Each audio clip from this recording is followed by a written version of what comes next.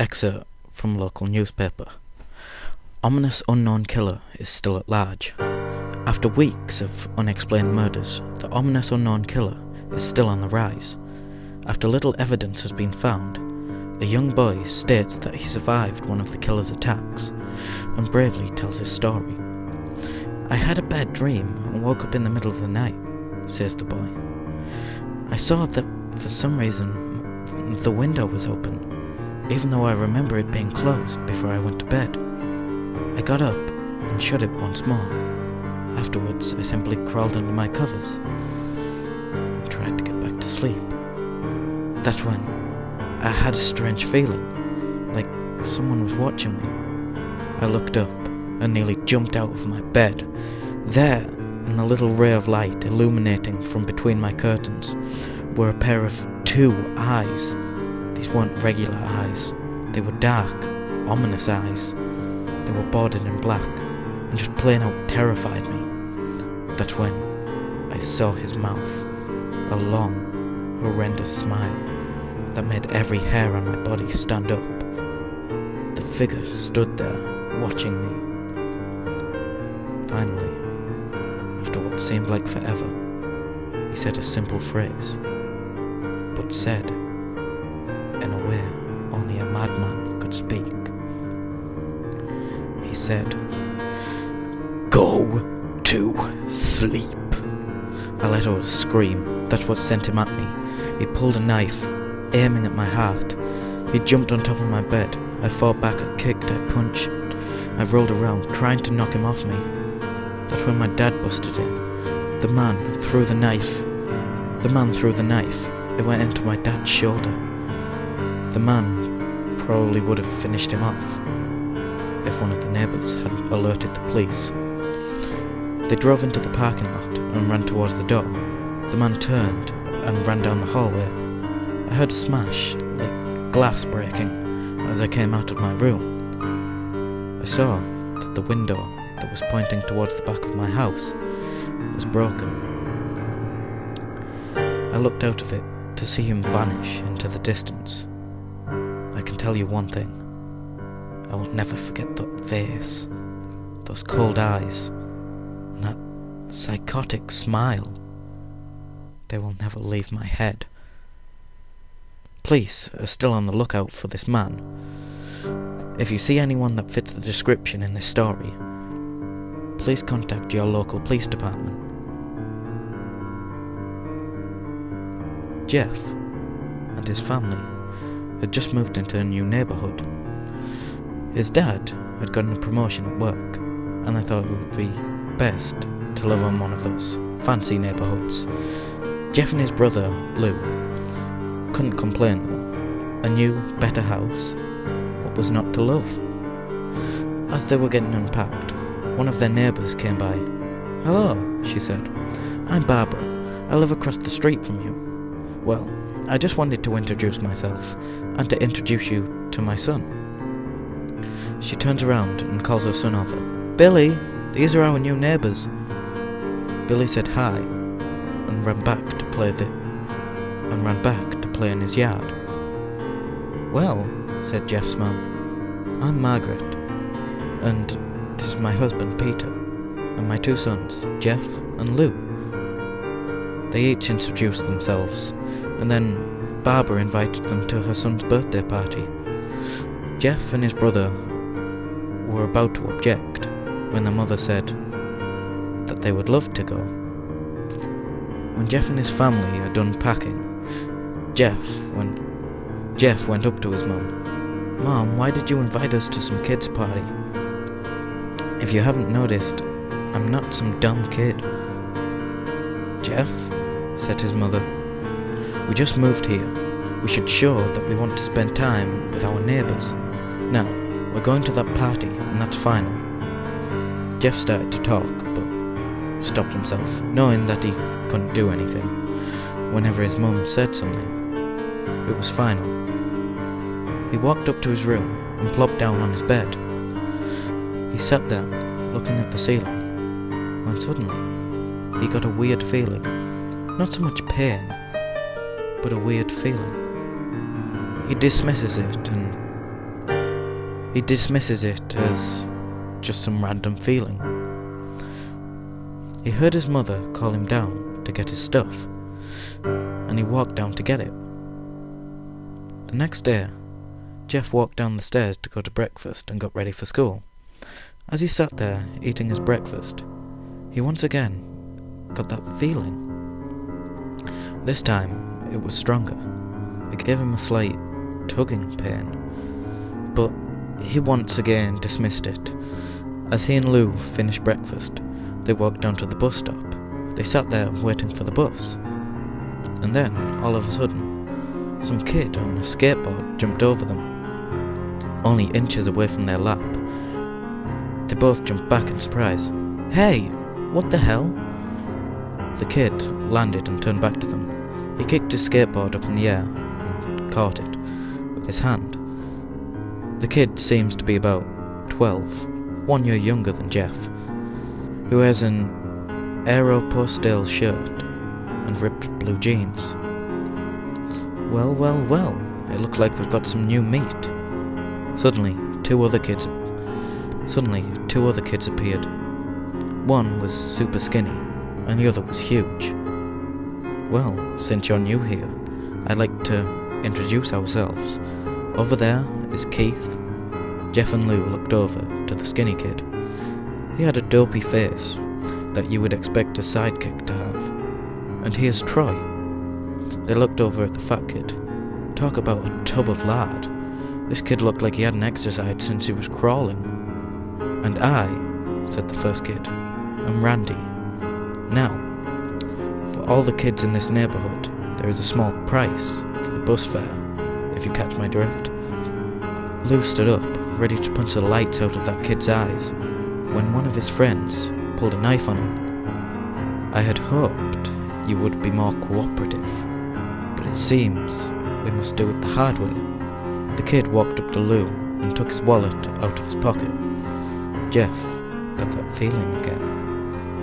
Now, it was truly strong, a burning sensation. He stood up, but Lou gestured him to sit down. Jeff ignored him and walked up to the kid. "Listen here, you little punk. Give back my bro's wallet or else." Randy put the wallet in his pocket and pulled out his own knife. "Oh, and what will you do?" Just as he finishes his sentence, Jeff popped the kid on the nose. As Randy reached for his face, Jeff grabbed the kid's wrist and broke it. Randy screamed, and Jeff grabbed the knife from his hand. Troy and Keith rushed at Jeff, but Jeff was too quick. He threw Randy to the ground. Keith lashed out at him, but Jeff ducked and stabbed him in the arm. Keith dropped the knife and fell to the ground screaming. Troy rushed to him, but Jeff didn't even need the knife. He just punched Troy straight in the stomach, and Troy went down. As he fell, he puked all over. Lou could do nothing but look in amazement at Jeff. "Jeff, how'd you..." That was all he said. They saw the bus coming and knew they'd be blamed for this whole thing, so they started running as fast as they could. As they ran, they looked back and saw the bus driver rushing over to Randy and the others. As Jeff and Lou made it to school, they didn't dare tell what happened. All they did was sit and listen. Lou just thought of it as his brother beating up a few kids, but Jeff knew it was more. It was something scary. As he got that feeling, he felt how powerful it was. The urge just to hurt someone. He didn't like how it sounded, but he couldn't help feeling happy. He felt that strange feeling go away and stay away for the entire day. Even as he walked home, due to the whole thing near the bus stop, now he probably wouldn't be taking the bus anymore. He felt happy. When he got home, his parents asked him how his day was, and he said in a somewhat ominous voice, "It was a wonderful day." Next morning, he heard a knock at his front door. He walked down to find 2 police officers at the door. His mother looking back at him with an angry look. "Jeff, these officers tell me you attacked 3 kids. That it wasn't regular fighting. That they were stabbed. Stabbed, son?" Jeff's gaze fell to the floor, showing his mother that it was true. "Mom, they were the ones who pulled the knives on me and Lou." "Son," said one of the cops, "we found 3 kids, 2 stabbed and 1 having a bruise on his stomach, and we have witnesses providing that you fled the scene. Now what does that tell us?" Jeff knew it was no use. He could say him and Lou had been attacked, but then there was no proof. It was not them who attacked first. They couldn't say that they weren't fleeing because, truth be told, they were. So Jeff couldn't defend himself or Lou. "Son, call down your brother."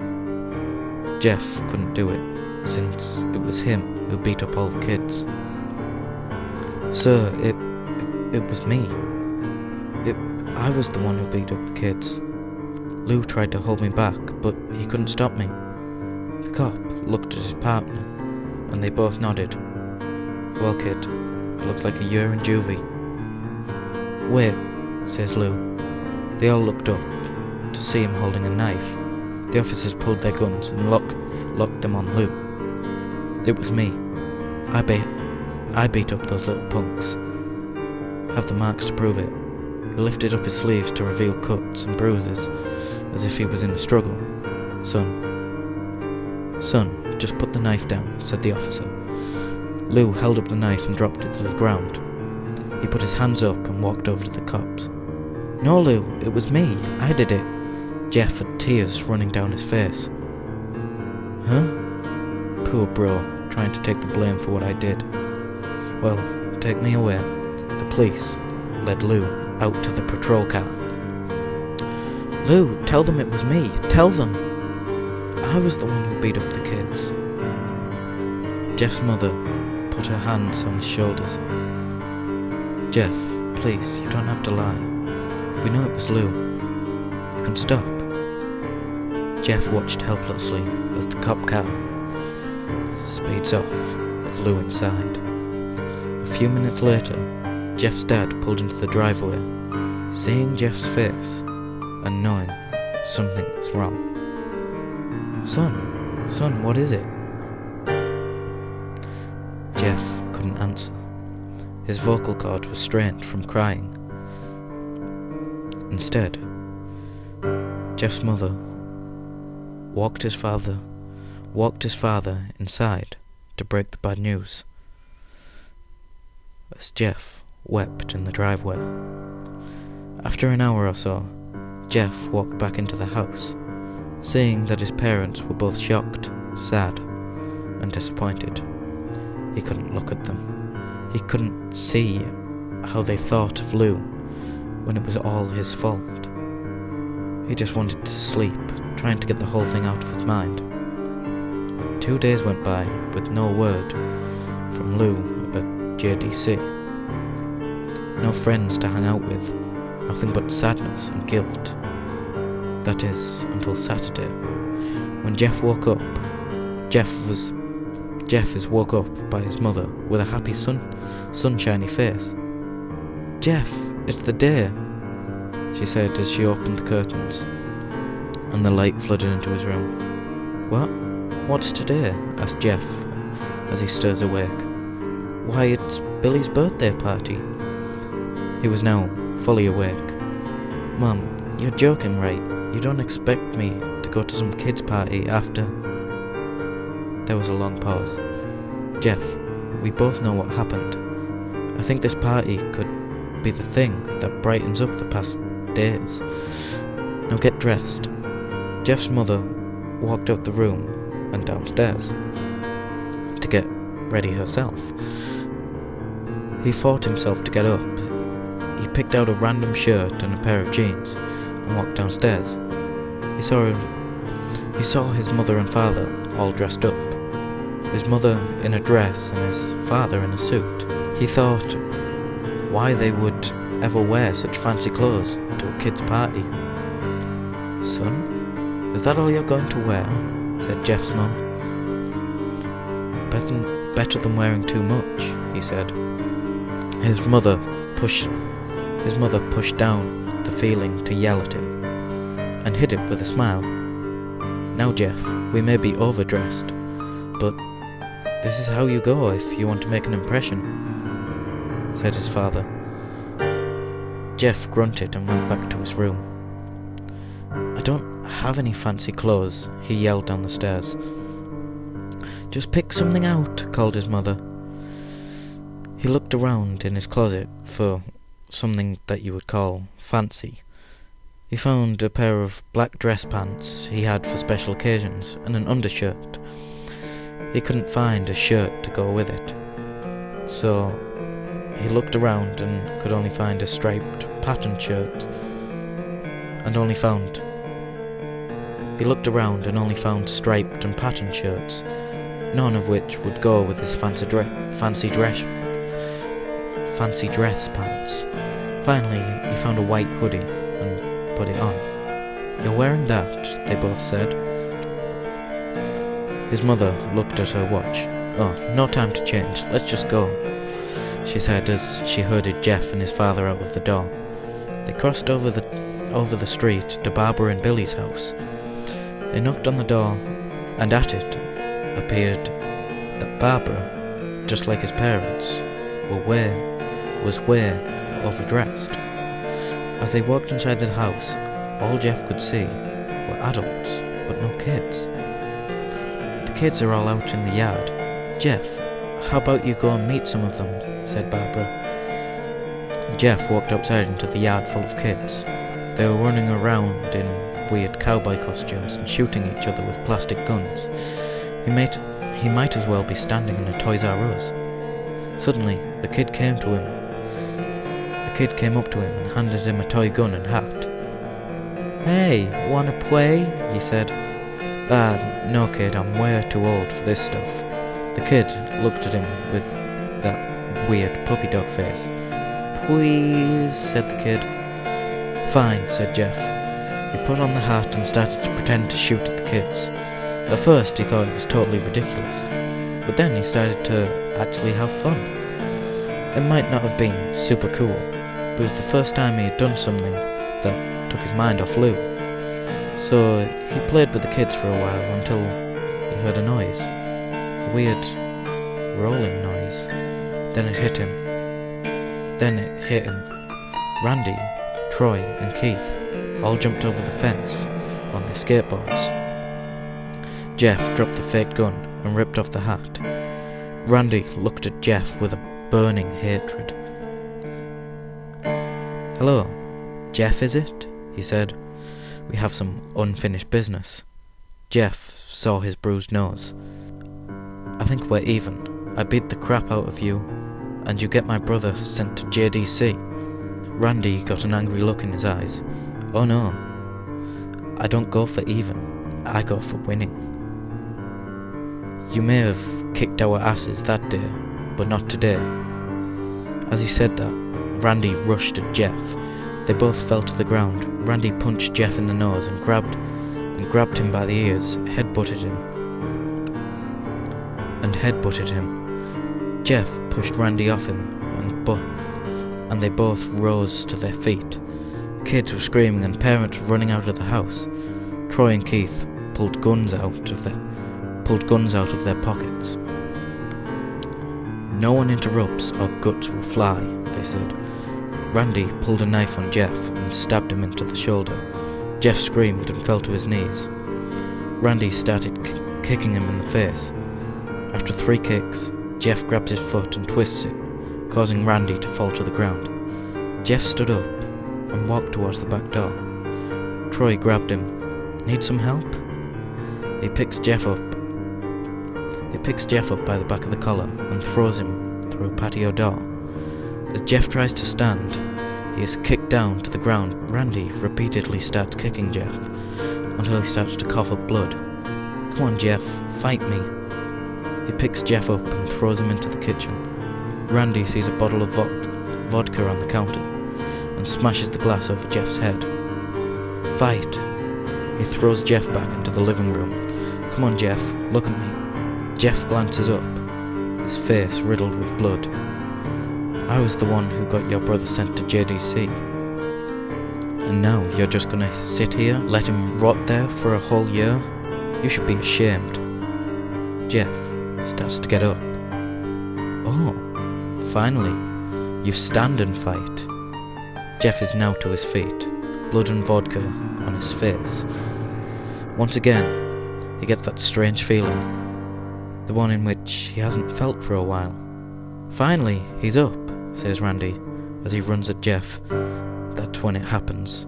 Something inside Jeff snaps. His psyche is destroyed. All rational thinking is gone. All he can do is kill. He grabs Randy and pile drives him to the ground. He gets on top of him and punches him straight in the heart. The punch causes Randy's heart to stop. As Randy grasps for breath, Jeff hammers down on him. Punch after punch, blood gushes from Randy's body until he takes one final breath and dies. Everyone is looking at Jeff now. The parents, the crying kids, even Troy and Keith. Although they easily break from their gaze and point their guns at Jeff. Jeff sees the guns trained on him and runs for the stairs. As he runs, Troy and Keith let out fire on him, each shot missing as Jeff runs up the stairs. He hears Troy and Keith follow up behind. As they let out their final rounds of bullets, Jeff ducks into the bathroom. He grabs a towel rack and rips it off the wall. Troy and Keith race in with knives ready. Troy swings his knife at Jeff, who backs away and bangs into the towel rack into Troy's face. Troy goes down hard, and now all that left is Keith. He's more agile than Troy though, and ducks when Jeff swings a towel rack. He dropped the knife and grabbed Jeff by the neck. He pushes him to the wall. A thing of bleach fell down on top of him from the top shelf. It burnt both of them as they both start to scream. Jeff wiped his eyes as best he could. He pulled back the towel rack and swung it straight into Keith's head. As he lay there, bleeding to death, he let out an ominous smile. "What's so funny?" asked Jeff. Keith pulls out a lighter and switches it on. "What's funny," he said, "is that you're covered in bleach and alcohol." Jeff's eyes widened as Keith threw the lighter at him. As soon as the flame came in contact with him, the flame ignited the alcohol in the vodka, while the alcohol burned him in the bleach. The bleach bleached his skin. Jeff let out a terrible screech as he caught on fire.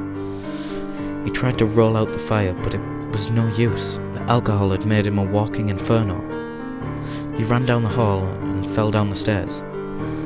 Everybody started screaming as they saw Jeff, now a man on fire, dropped to the ground, nearly dead. The last thing Jeff saw was his mother and other parents trying to extinguish the flame. That's when he passed out. When Jeff awoke, he had cast wrapped around his face. He couldn't see anything, but he felt a cast on his shoulder and stitches all over his body. He tried to stand, but he realised there was some sort of tube in his arm, and when he tried to get up, it fell out. A nurse rushed in. "I don't think you can get out of bed just yet," she said as she put him back into the bed and reinserted the tube. Jeff sat there with no vision and no idea of what his surroundings were. Finally, after hours, he heard his mother. "Honey, are you okay?" she asked. Jeff couldn't answer though. His face was covered. He was unable to speak. "Oh honey, I have great news. After all the witnesses told the police that Randy confessed to trying to attack you, they decided to let Lou go." This made Jeff almost bolt up stopping halfway, remembering the tube coming out of his arm. "He'll be out tomorrow, and then you two will be able to be together again." Jeff's mother hugs Jeff and says her goodbyes. The next couple of weeks were those where Jeff was visited by his family. Then came the day where his bandages were to be removed. His family were all there to see it, what he would look like. As the doctors unwrapped the bandages from Jeff's face, everyone was on edge on their seats as they waited until the last bandage holding the covers of his face was almost removed. "Let's hope for the best," said the doctor. He quickly pulls off the cloth, letting the rest fall from Jeff's face. Jeff's mother screams at the sight of his face. Lou and Jeff's dad stare, awestruck, at the face. What's happened to my face?" Jeff said. He rushed out of bed and ran to the bathroom. He looked in the mirror and saw the cause of distress. His face. It was horrible. His lips were burnt into a deep shade of red. His face was turned a pure white colour, and his hair singed from brown to black. He slowly put his hand to his face. It had a sort of leathery feel now. He looked back at his family at the mirror. "Jeff," said Lou, "it's not that bad." "Not that bad," said Jeff. "It's perfect." His family were equally surprised. Jeff started laughing uncontrollably. His parents noticed that his left eye and hand were twitching. Jeff, are you okay?" "Okay? I've never felt more happy." "Look at me. This face goes perfect with me." He couldn't stop laughing. He stroked his face, feeling it, looking at it in the mirror. What caused this? Well, you may recall that when Jeff was fighting Randy, something in his mind, his sanity snapped. Now, he was left as a crazy, killing machine that his parents did not know. "Doctor," said Jeff's mum, "is my son alright? You know, in the head?" "Oh yes, this behaviour is typical for patients that have taken a very large amount of painkillers. If his behaviour does not change in a few weeks, bring him back here and we'll give him a psychology test." "Oh, thank you, doctor." Jeff's mother went over to Jeff. "Jeff, sweetie, it's time to go." Jeff looks away from the mirror, his face still formed into a crazy smile. "'Kay, mommy." His mother took him by the shoulder and took him to get his clothes. "This is what came in," said the lady at the desk. Jeff's mum looked down to see the black dress pants and white hoodie her son wore. Now they were clean of blood and now stitched together. Jeff's mother led him to his room and made him put his clothes on. Then they left, not knowing that this was their final day of life. Later that night, Jeff's mother awoke to a sound coming from the bathroom. It sounded as if someone was crying. She slowly walked over to see what it was. When she looked into the bathroom, she saw a horrendous sight. Jeff had taken a knife and carved a smile into his cheeks. "Jeff, what are you doing?" asked his mother. Jeff looked over to his mother. "I couldn't keep smiling, Mommy. It hurt after a while, but now I can smile forever. Jeff's mother noted his eyes ringed in black. Jeff, your eyes. His eyes were seemingly never closing. I couldn't see my new face. I got tired and my eyes started to close. So I burned out the eyelids. Now I can see forever. My new face. Myself. Jeff's mother slowly started to back away, seeing that her son was clearly going insane. What's wrong, Mommy? Aren't I beautiful? Yes, son, she said. Yes, you are. Let me go get Daddy so he can see your face. She ran to the room and shook Jeff's dad from his sleep. Honey, get the gun.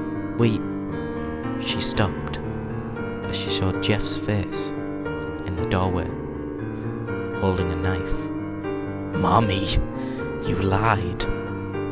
That's the last thing they hear, as Jeff rushes them with a knife, gutting both of them.